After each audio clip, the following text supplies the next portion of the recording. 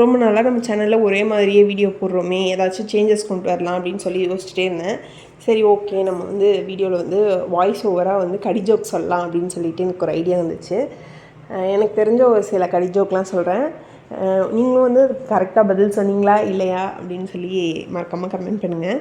First கடி joke என்னென்னா, அதிகமாக வெயிட் தூக்குற பூச்சி எது? யோசிச்சிட்டிங்களா? ஆன்சர் சொல்லவா?